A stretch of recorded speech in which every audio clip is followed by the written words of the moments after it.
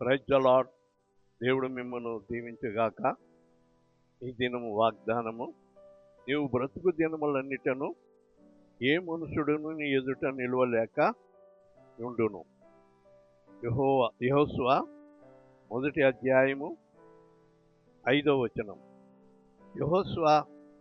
యెహోషువతో దేవుడు పలుకుతున్న మాట, నీవు బ్రతుకు దినములన్నిటన ఏ మనుషుడు నీ ఎదుట నిలవలేక ఉండును.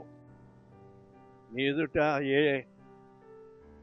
శత్రువు నిలవలేక దేవుడు నీకు తోడయుండి నిన్ను నడిపించువాడై ఉన్నాడు. దేవుడి వాగ్దానం నీ వెనుకడు ఆశీర్వదించుగాక. ఆమేన్.